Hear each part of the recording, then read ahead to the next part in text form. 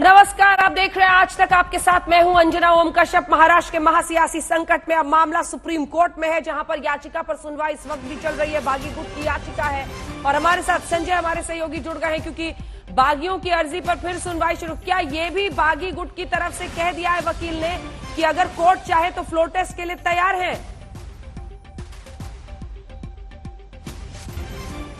जी हाँ, बिल्कुल, ये तो उन्होंने ये कह दिया है। और अभी जो सुनवाई फिर से दोबारा शुरू हुई है तो नीरज किशन कौल नियम बता रहे हैं कि स्पीकर के पास विधायकों की अयोग्यता का फैसला करते समय सभी सदस्यों का समर्थन होना चाहिए।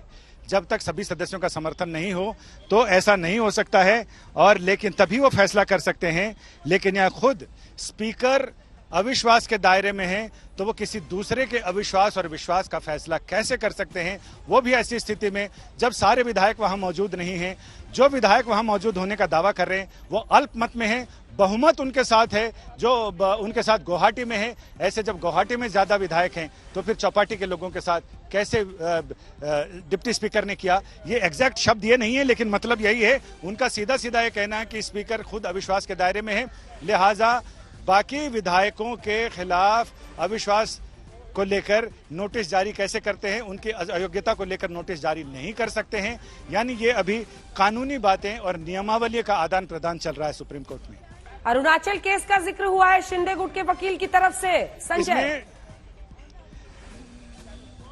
जी हाँ, अरुणाचल प्रदेश मामले में जब इसी तरह का मामला आया था उसका भी जिक्र है, और उसमें यह भी बताया गया है कि जब स्पीकर ने अपने अधिकारों का अतिक्रमण या दुरुपयोग किया था तो सुप्रीम कोर्ट ने उसमें गाइड किया था। और ये तमाम पुराने जो नजीर हैं, जो इस तरह के मामले हैं, उसमें सुप्रीम कोर्ट ने कैसे आदेश दिया था, क्या दिया था, उसका जिक्र चल रहा। हो सकता है कि इसमें कर्नाटक के मामले का भी जिक्र किया जाए। हो सकता है इसमें कर्नाटक का भी जिक्र किया जाए। एक बार फिर से अगर सिलसिलेवार ढंग से जो बड़ी बड़ी बातें हैं, डेप्यूटी स्पीकर की नीयत को लेकर एक प्रश्न चिन्ह खड़ा किया जा रहा है इस वक्त, संजय। जी हाँ, बिल्कुल, उनकी नीयत को लेकर भी, उनकी कार्यप्रणाली को लेकर भी, उनके अधिकार क्षेत्र को लेकर भी और अधिकार क्षेत्र के अतिक्रमण को लेकर भी यहाँ पर सवाल उठाए जा रहे हैं। याचिका में भी वो सारी चीजें हैं, बस यहाँ डिस्क्राइब किया जा रहा है और पॉइंट वाइज कोर्ट को ये बताया जा रहा है कि किस तरह डिप्टी स्पीकर बेवजह हड़बड़ी में दिखे और उन्होंने एक सफिशिएंट टाइम, जो संविधान और नियमावली कहती है कि एक रीजनेबल टाइम मिलना चाहिए विधायकों को अयोग्य घोषित करने के नोटिस का जवाब देने के मामले में, वो रीजनेबल टाइम नहीं दिया गया है। 3 दिन से 7 दिन ऐसा होना चाहिए। हालांकि ये ग्रे एरिया है, इसमें सिर्फ ये कहा है कि रीजनेबल टाइम होना चाहिए। सुप्रीम कोर्ट में भी जब सुप्रीम कोर्ट ने व्यवस्था दी है तब तक ये रीजनेबल शब्द का इस्तेमाल किया है और कि तार्किक एक समय सीमा दी जानी चाहिए। लेकिन इन विधायकों का कहना है कि जो समय सीमा उन्हें दी गई है 2 दिन की, वो अपने आप में रीजनेबल नहीं है। लिहाजा कोर्ट या तो तय कर दे कि कितने दिनों में जवाब देना है, या फिर कोर्ट डिप्टी स्पीकर के आदेश को स्टे कर दे, उस नोटिस को स्टे कर दे, उस पर आगे किसी तरह की कोई कार्रवाई ना हो। अरुणाचल प्रदेश वाले वर्डिक्ट को अगर हम ध्यान से देखें, पढ़ें और समझें तो उसमें संजय शर्मा ये साफ कहा गया था कि अरुणाचल वाले स्टेटमेंट में कि स्पीकर का जो पोजीशन है, जो उनकी स्थिति है, अगर वो किसी खतरे में आ जाती है, यानी डेप्यूटी स्पीकर का पोजीशन खुद ही खतरे में है, तब स्पीकर के पास ऐसी कोई अथॉरिटी नहीं है कि वो किसी भी पिटीशन को, क्योंकि यहां तो उद्धव ठाकरे की तरफ से, उनकी पार्टी की तरफ से जो पिटीशन दिया गया इन बागियों के खिलाफ, उस पर उन्होंने नोटिस जारी किया है। तो ऐसे में उनका उस वर्डिक्ट में कहा गया था कि अथॉरिटी नहीं है स्पीकर के पास कि वो ऐसे पिटीशन को एंटरटेन करे। अब इसी के सहारे इन लोगों को उम्मीद होगी, शिंदे गुट को, कि हमें कुछ सिमिलर आज कोर्ट की तरफ से सुनने को मिले। संजय, सुप्रीम कोर्ट ने इस बारे में अभी 1997 में दिए गए उस जजमेंट की भी बात की है और उन्होंने कहा कि वो जजमेंट कहां है जिसको आप साइट कर रहे हैं।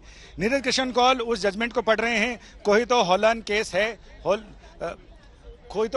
केस है जिसका जजमेंट 1997 में दिया गया था, और वो भी एक तरह का लैंडमार्क जजमेंट। जिस तरह से कर्नाटक में पिछली बार जब वो एक और जजमेंट है जिसको हमेशा लोग साइट करते हैं, उस जजमेंट कर्नाटक के मुख्यमंत्री का तो उस समय भी ये मामला हुआ था और वो एक लैंडमार्क जजमेंट था जिसका जिक्र किया गया था। और अभी 1997 के उस अरुणाचल प्रदेश वाले मामले का भी जिक्र कर रहे हैं। इसके साथ ही हो सकता है कि 2007 में जब राजेंद्र सिंह राणा वर्सेस उत्तर प्रदेश सरकार, वो मैटर था जिसमें बीएसपी के एमएलएज बीएसपी से बगावत करके और समाजवादी पार्टी में शामिल हो गए थे। उस समय भी कोर्ट ने जो जजमेंट दिया था उसका भी जिक्र किया जा सकता है, जिसमें यह बात उठी थी कि जब तक वो गुट किसी भी पार्टी में मर्ज नहीं करता है तब तक उसको स्वतंत्र गुट की मान्यता नहीं दी जा सकती।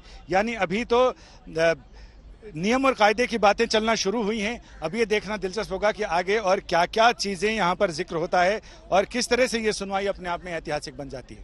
इस वक्त भी अंदर दलीलें चल रही हैं। अब कौन दलीलें रख रहा है वहां पर संजय?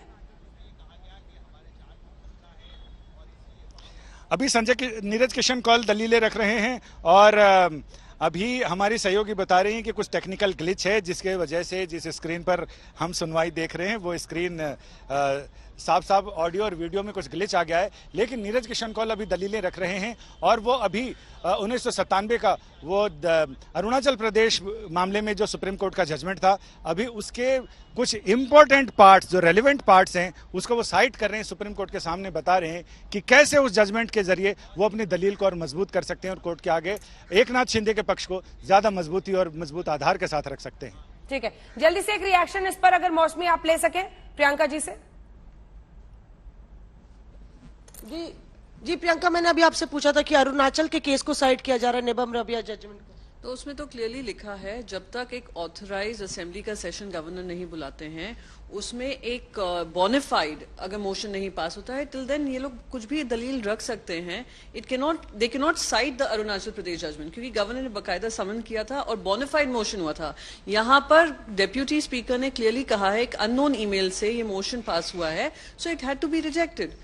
तो यहाँ पे दलील यही है कि भाई असेंबली नहीं है मोशन में और ऐसे में स्पीकर के खिलाफ जो मोशन दिया गया है वो एक्सेप्ट नहीं हो सकता, प्रियंका कह रही है। ठीक है, मुनीश जल्दी से एक रिएक्शन मुंबई से आपसे ले लेते हैं। संजय, जैसे ही कोई नई दलील या कोई बात आती है आप इशारा कीजिएगा। अभी टेक्निकल ग्लिच वहां पर चल रहा है, थोड़ी की देर के लिए मामला रुका हुआ है, लेकिन जल्दी से मुनीश पांडे एक रिएक्शन वहां से। संजय आगे। संजय, अभी जो बात चल रही है उसमें यह कि नीरज किशन कौल ने यह दलील दी है कि अगर स्पीकर को हटाने के फैसले से पहले अयोग्यता घोषित करने को लेकर कुछ कार्यवाही हुई तो ये गंभीर पूर्वाग्रह होगा, ये संविधान के तहत कतई अस्वीकार्य होगा। लिहाजा पहले तो इस पर फैसला हो कि जो डिप्टी स्पीकर को अपने पद से हटाए जाने को लेकर याचिकाएं एप्लीकेशन वहां फाइल की गई हैं, पहले उस पर फैसला हो जाए, सारे विधायक मिलकर उस पर फैसला करें कि जो डिप्टी स्पीकर का अपने पद पर बने रहना है वो सही है या नहीं, उस पर फैसला हो जाए। उसके बाद फिर सर्वसम्मति से जो फैसला हो, बहुमत से जो फैसला हो, उसके बाद आगे ये तय किया जाए कि वो डिप्टी स्पीकर जब पहले अपने आप को स्थायी कर ले उसके बाद फिर फैसला करे तो ज्यादा बढ़िया होगा। अदरवाइज ये कार्रवाई पूर्वाग्रह से ग्रसित है, असंवैधानिक है, मनमानी है, इससे लोकतंत्र की और संसदीय परंपरा की आत्मा कहीं न कहीं मर जाती है। जान को खतरा वाला मुद्दा और उसकी वजह से सुरक्षा की जो मांग है, इस पर क्या किस तरह से पक्ष रखा गया है?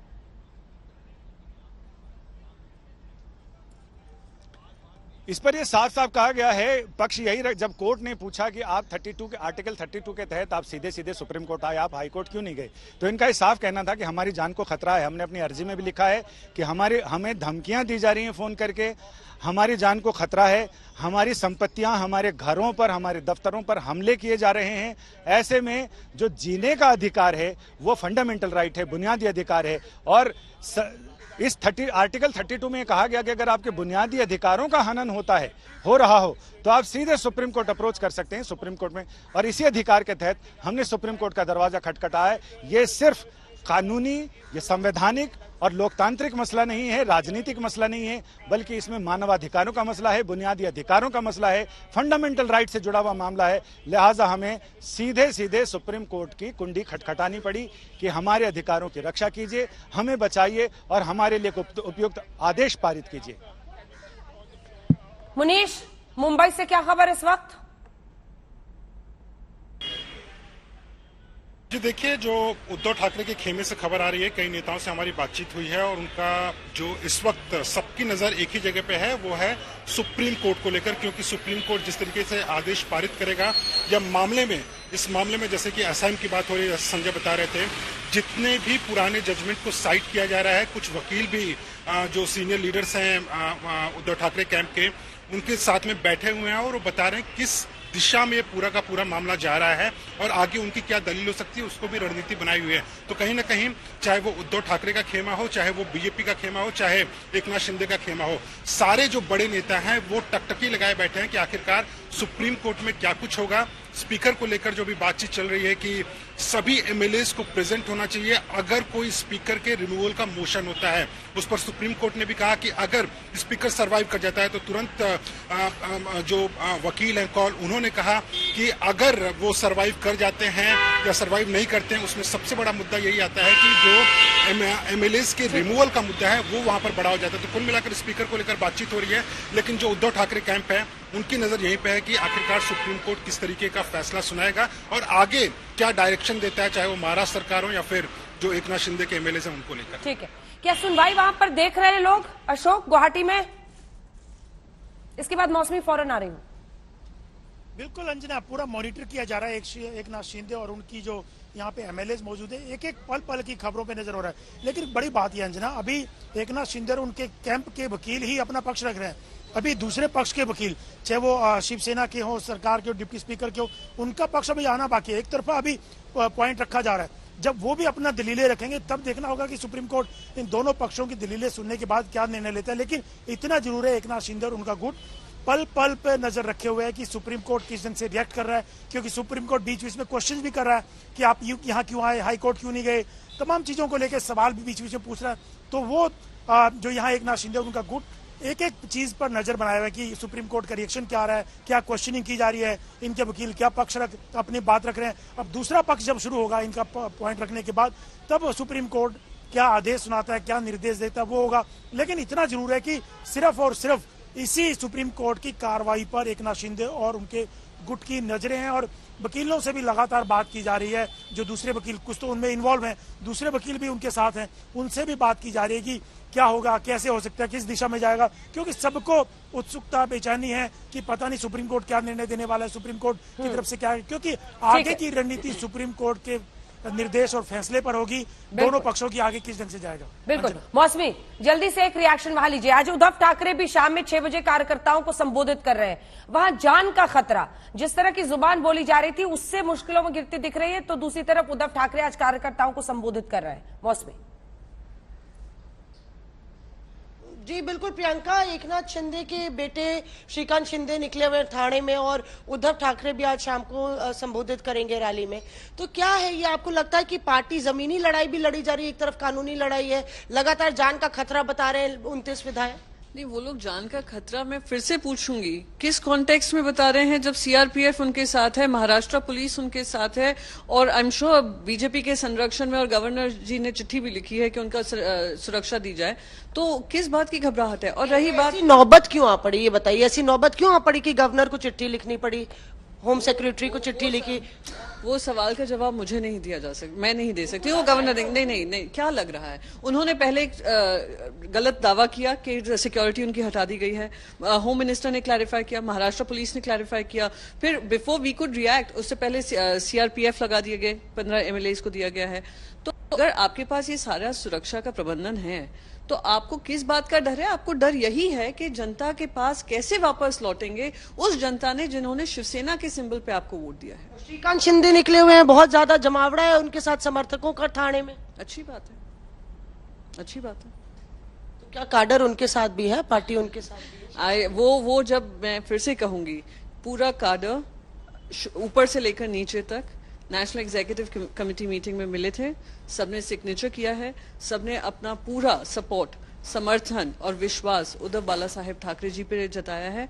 और वो कितने भी शक्ति प्रदर्शन कर लें, आखिरकार काडर कहाँ मेहनत करता है, काडर किसके साथ खड़ा होता है, वो सबसे ज्यादा जरूरी है। मैं एक सवाल लूंगी, आज तक पर आप आश्वासन देंगी प्रियंका कि जो विधायक आएंगे 29 राष्ट्रीय चैनल पे, कल परसों संजय राउत बोले थे कि आओगे घर आओ तो बताएंगे, आग लगेगी तो बुझेगी नहीं, क्या प्रियंका चतुर्वेदी आश्वासन देंगी कि कम से कम कानून व्यवस्था को लेके कि किसी पर हमला नहीं होगा? महाराष्ट्र की कानून व्यवस्था बहुत पुख्ता है और ये सिर्फ हमारे महाराष्ट्र की जनता ही नहीं जानती है, पूरा देश जानता है।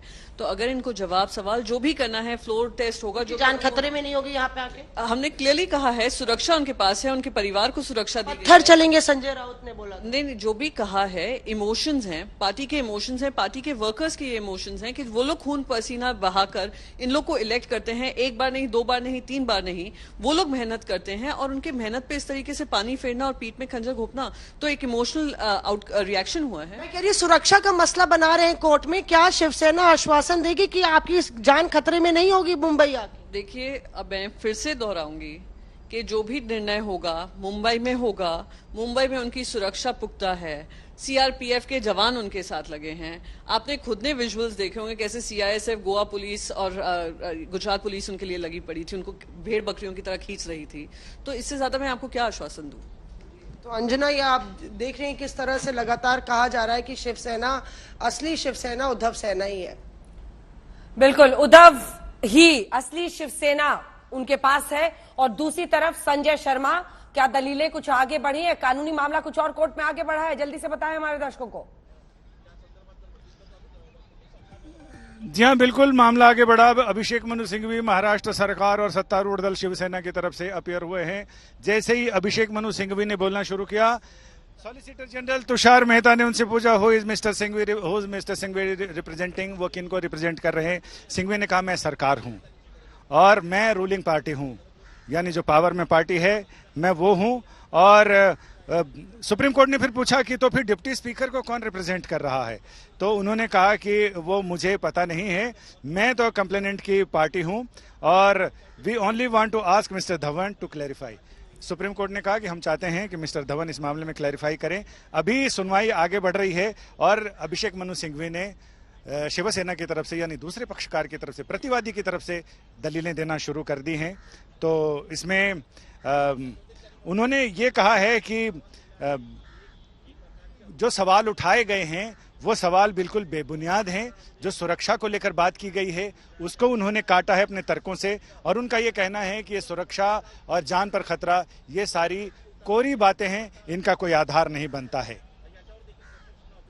जान के खतरा वाले आरोप को वो खारिज कर रहे हैं मिस्टर सिंघवी,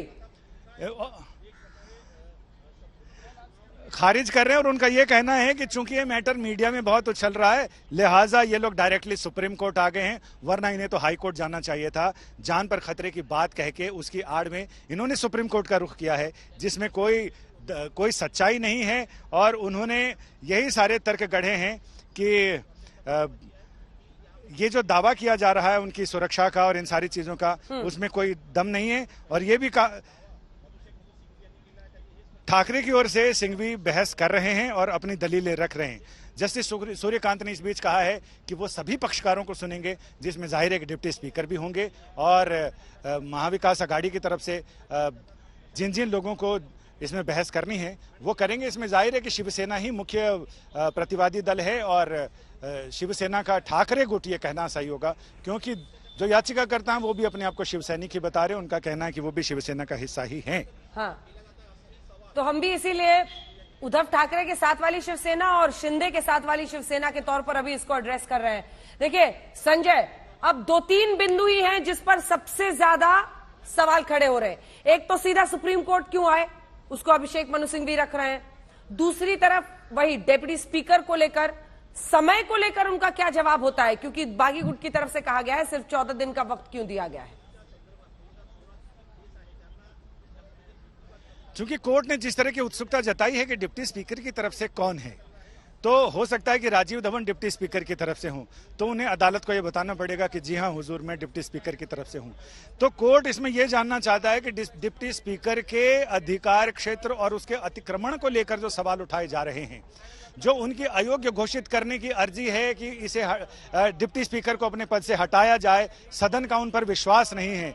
तो ऐसे में जब तक उस पर फैसला नहीं हो जाए तब तक नैतिक रूप से, संवैधानिक रूप से और नियमित रूप से डिप्टी स्पीकर को कोई अधिकार नहीं है किसी भी सदस्य को अयोग्य घोषित करने का, क्योंकि पहले फैसला उनकी अयोग्यता को लेकर हो जाए, उसके बाद अगर वो उसमें क्लीन चिट मिल जाती है, सदन का विश्वास मिल जाता है, तो फिर वो किसी सदस्य के खिलाफ कार्रवाई कर सकते हैं। फिलहाल जिस स्थिति में विधानसभा के डिप्टी उपाध्यक्ष, डिप्टी स्पीकर वहां जिस स्थिति में हैं, जिनके खिलाफ दो लोगों ने अविश्वास का प्रस्ताव यानी उन्हें हटाने का प्रस्ताव दिया हुआ है, जब तक उस पर फैसला नहीं हो जाए तब तक वो किसी दूसरे सदस्य की अयोग्यता को लेकर फैसला नहीं कर सकते। उन्हें नहीं करना चाहिए, नैतिक रूप से भी, संवैधानिक रूप से भी और विधानसभा की नियमावली के रूप से भी। बिल्कुल, स्केच भी हमने बनाया है, आप इशारा कीजिएगा संजय। अशोक, गुवाहाटी में बड़े स्क्रीन पर, बड़े मॉनिटर पर देखा जा रहा है। बिल्कुल एक स्क्रीन लगा हुआ है अंजना, कई बार ये वीडियो कॉन्फ्रेंसिंग भी करते हैं।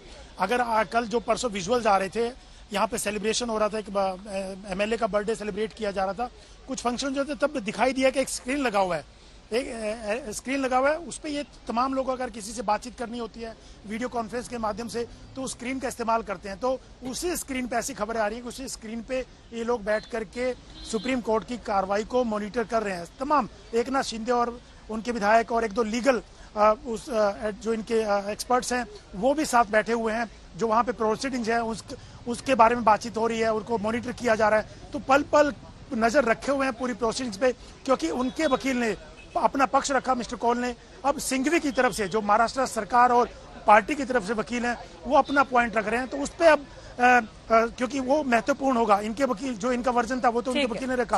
अब सरकार की तरफ से, पार्टी की, शिवसेना की तरफ से क्या कहा जा रहा है वो असली चीज है, और उसका सुप्रीम कोर्ट क्या कहती है वो मेन होगा।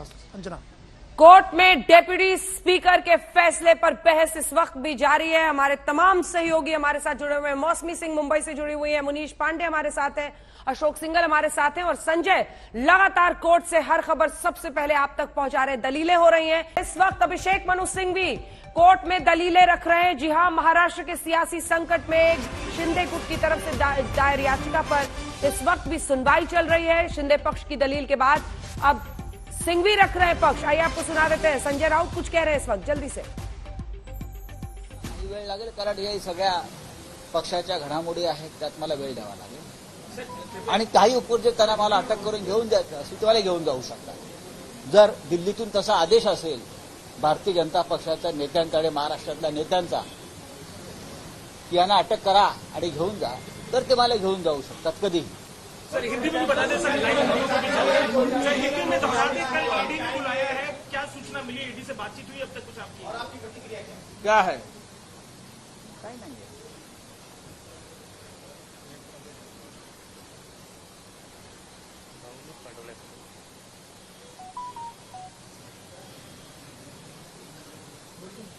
हाँ हो गए। हाँ क्या बोल रहे हैं आप? ईडी ने आपको नोटिस दिया हुआ, ये सूचना है, कल आपको बुलाने की तैयारी देखो है? नोटिस, मैं सामना कार्यालय में हूँ, ये मेरा घर नहीं, यहाँ नोटिस नहीं आ सकता है। ये तो बाला साहब ठाकरे की वास्तु है। अगर घर में नोटिस आई होगी तो मैं देख लूंगा। जिस तरह की राजनीतिक हलचल मुंबई में चल रही है, महाराष्ट्र में, देश में चल रही है, तो मुझे पूरा अंदेशा था कि मेरे बारे में मुझे रोकने के लिए, शिवसेना को रोकने के लिए कुछ लोग इकट्ठा आएंगे महाराष्ट्र के खिलाफ और मुझे और मेरे कोई साथी हुए उनको तकलीफ देंगे।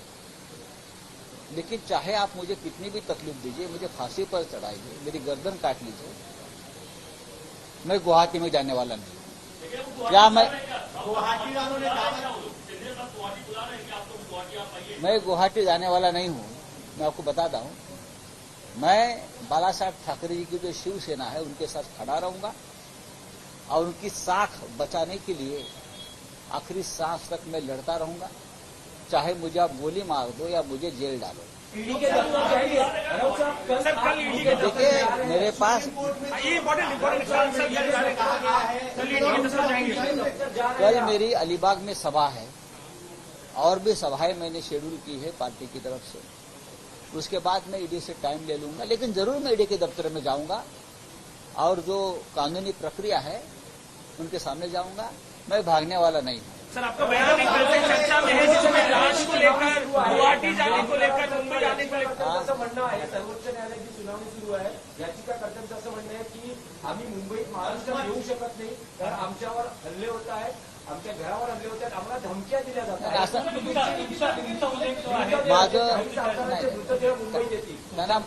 त्यांनी मराठी भाषा समजून घेतली पाहिजे. मी काय म्हणालो आहे, मी इतकंच म्हणालो की जे गुवाहाटीला आता आहे ते शरीरानं तिकडे आहे, त्यांचा आत्मा मेल आहे आणि असे शरीर जेव्हा इथे येतं तेव्हा ते निर्जीव आणि मृत असतं. याचा अर्थ समजून घ्या. हिंदी में सर महत्वपूर्ण है, इसको लेकर कंफ्यूजन है, कोर्ट में इसका जिक्र है, हिंदी में बताइए सर क्या बोला था? मैंने इतना ही कहा था कल, जो लोग 40-45 कितने भी हो जो गुवाहाटी में है उनका जमीर, उनका आत्मा मर चुका है और जिनका आत्मा मर गया होता है उनका सिर्फ शरीर रहता है, उनका कोई फायदा नहीं होता, कोई वजूद नहीं होता. ऐसी बॉडी ऐसे शरीर यहाँ आकर क्या होगा? उनका तो सिर्फ पोस्टमार्टम होता है. लोग उनके विचारों का और उनके कृति का पोस्टमार्टम करते हैं. ये मैंने कहा, ये पॉलिटिकल स्टेटमेंट है. पण ज्या पद्धतीने उपाध्यक्षांच्या विरोधात अविश्वासाचा ठराव आहे, कोर्टात जे म्हणणं मांडण्यात गेलेलं आहे की त्यांना अधिकार नाहीये, मला कोर्टामध्ये काय चाललंय त्याच्याविषयी मी कोणतेही भाष्य करणार नाही. ती न्यायालयीन लढाई आहे, ती कायदेशीर लढाई आहे. त्यासाठी आमची लिगल टीम, आमचे शिवसेनेचे काही प्रमुख लोक दिल्लीमध्ये उपस्थित आहेत आणि त्याच्यावर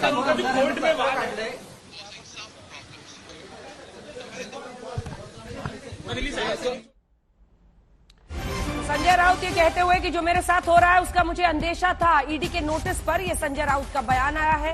एक बार फिर वो बार बार ये कहते हुए कि जो, हालांकि ये दलील अब पहली बार, जैसी राजनीति चल रही है इसका अंदेशा मुझे था, ये वो कह रहे हैं समन पर. उन्होंने कहा भी मुझे मिला नहीं है, घर जाऊंगा तो मिलेगा. लेकिन दूसरी तरफ मुझे शिवसेना को रोकने की कोशिश हो रही है, ये सियासी आरोप भी वो लगाते थे.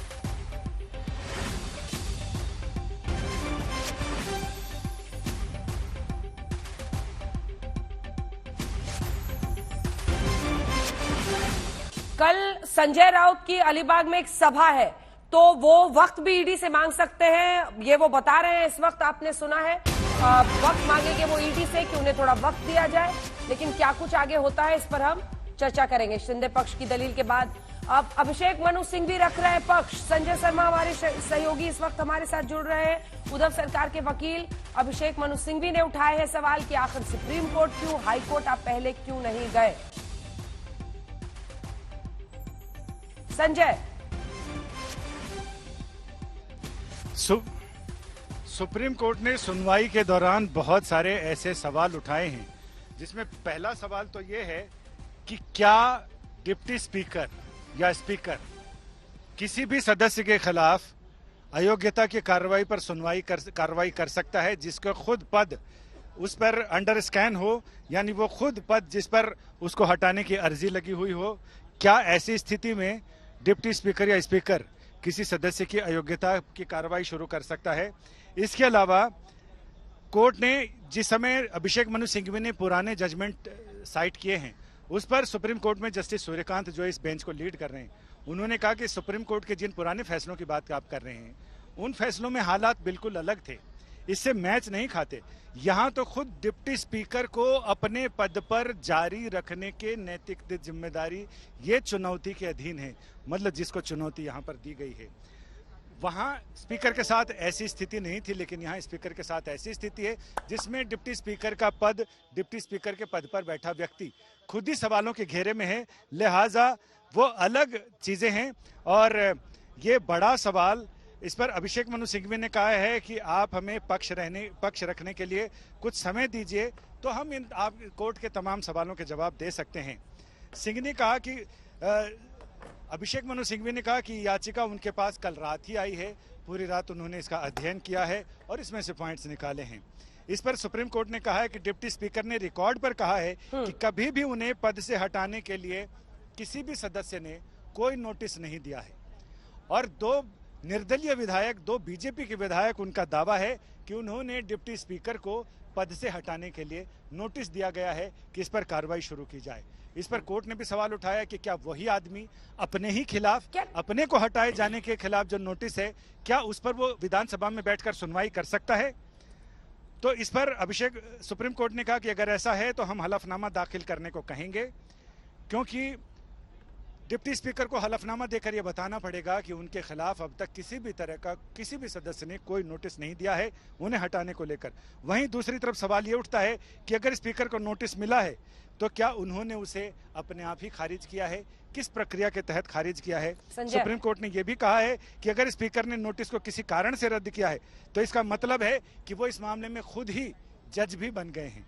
तो ये तमाम चीजें जिसको सुलझने की उम्मीद थी सुप्रीम कोर्ट के सवालों से, वो चीजें लगातार उलझती हुई नजर आ रही हैं। और इसमें स्पीकर, पहले तो उनको पार्टी बनाया गया था, लेकिन सुप्रीम कोर्ट के सवालों से लग रहा है कि अब स्पीकर को हलफनामा देकर वो सारी प्रक्रिया बतानी पड़ेगी जिसके तहत क्या उनको नोटिस मिला तो उन्होंने उसे खारिज कैसे किया। और कोर्ट का सबसे बड़ा सवाल है, अपने ही खिलाफ नोटिस को बिना सदन में रखे उन्होंने खुद ही जज बनकर कैसे खारिज कर लिया, इसका जवाब उन्हें देना पड़ेगा। ये बहुत बड़ा संकेत देता है संजय जो आप बता रहे हैं इस वक्त, यानी कहीं ना कहीं अब ये मामला जिसमें डेप्यूटी स्पीकर की तरह से डिस्क्वालीफाई करना था विधायकों को, जो नोटिस के जरिए आज 5:30 बजे का, देखिए अब बज गए हैं 2:30, 5:30 बजे तक का डेडलाइन है, वहीं कोर्ट ऐसे संकेत दे रहा है कि डेप्यूटी स्पीकर ने क्यों अनदेखी की जो याचिका उस तरफ से आ रही थी।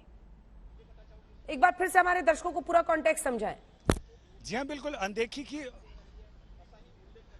एक तो बड़ा सवाल ये कि अनदेखी की, साथ ही उनके जो अधिकार क्षेत्र हैं उन्होंने अपने अधिकार क्षेत्र नहीं समझे, स्थिति की नजाकत नहीं भांपी और ये नहीं समझा कि उनके खिलाफ उन्हें पद से हटाने को लेकर याचिका अर्जी दाखिल की गई है डिप्टी स्पीकर के ऑफिस में। उन्होंने ये कहा कि उनको कोई अर्जी नहीं मिली है और किसी भी सदस्य ने उनके हटाने को लेकर किसी तरह का कोई पिटीशन नहीं डाला है।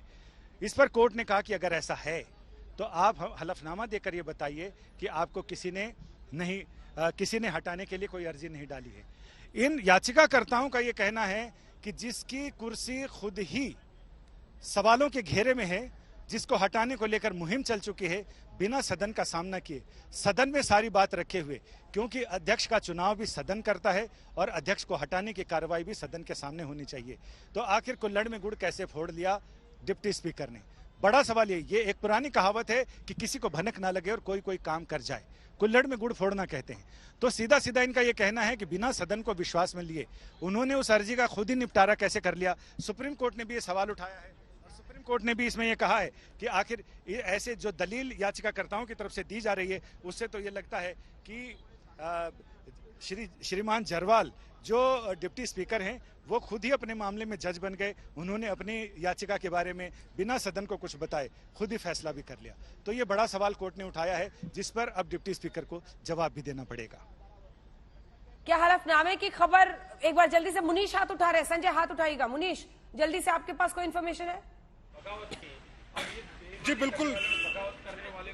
बिल्कुल देखिए, अभी विनायक राउत जो शिवसेना के एमपी हैं वो हमारे साथ मौजूद थे। हमने उनसे बातचीत भी की और उनका साफ तौर पे कहना है कि जो ईडी के समन्स आए हुए हैं उसके पीछे कहीं ना कहीं बीजेपी की साजिश है, एक राजनीतिक साजिश है। और उनका यह भी कहना है कि उनको कोर्ट पर बहुत ज्यादा भरोसा है। मैंने सवाल किया कि आखिरकार जो कोर्ट में मामला चल रहा है क्या उनको लगता है उनकी सरकार रहेगी या बचेगी। उनका ये कहना है कि पहले तो आरोप पूरी तरह से गलत है कि जो शिवसेना के एमपी, शिवसेना के जो एमएलएज एकनाथ शिंदे के साथ में उनकी किसी तरह जान को खतरा है, हम उनकी जान की रक्षा करेंगे। और दूसरा उन्होंने बड़ी बात कही कि उनको सुप्रीम कोर्ट पर भरोसा है, सरकार उनकी रहेगी और टिकेगी भी।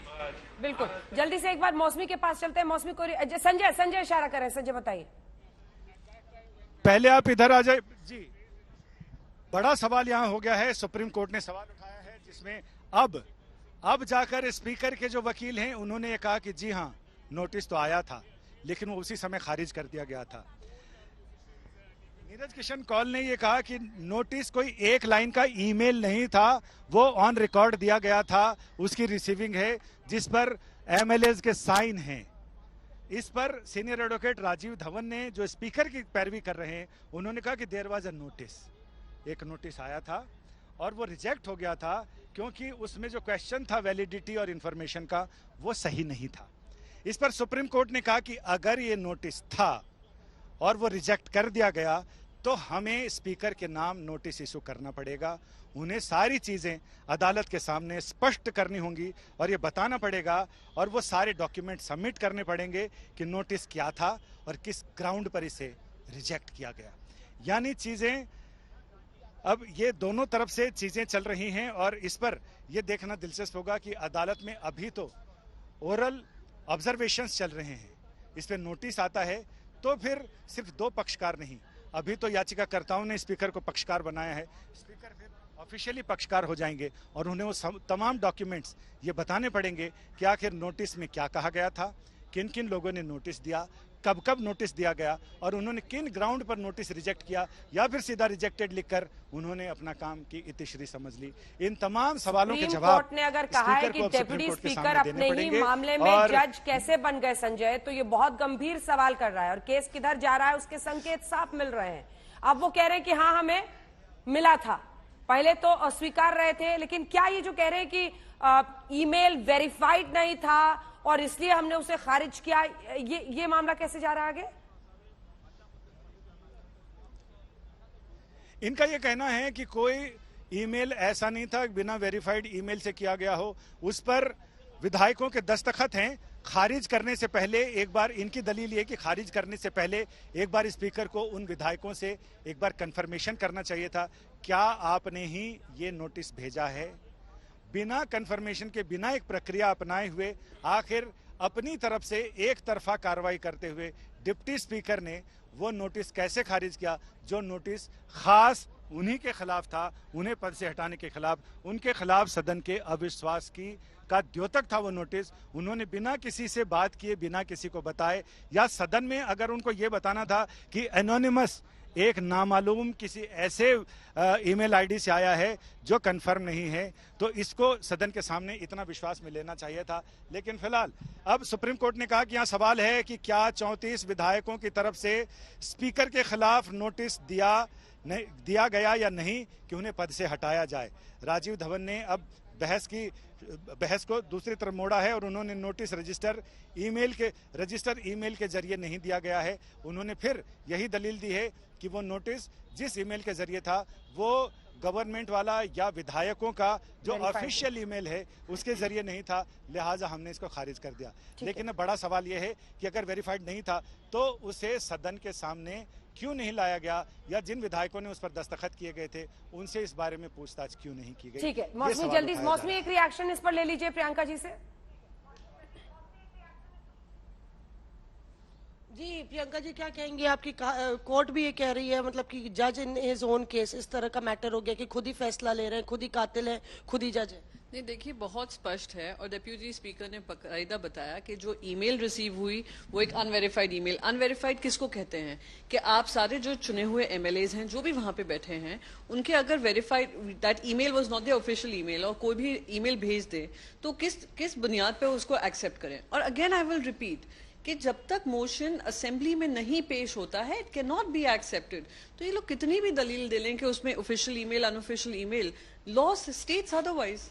तो ये लगातार ये दलील दी जा रही है कि अगर खुद ही वो उनके खिलाफ नो कॉन्फिडेंस मोशन था, उनको वो ईमेल मिला था, तो उन्होंने कैसे फिर 16 एमएलएस को डिस्क्वालिफिकेशन का नोटिस दे दिया जब उनके ऊपर वही सवालों के घेरे। आप मुझे ये बताएं कि कौन से वेरीफाइड पोजीशन से एकनाथ शिंदे जी किस अधिकार से ये ईमेल भेज रहे हैं? पहले तो आप मुझे ये बता दीजिए।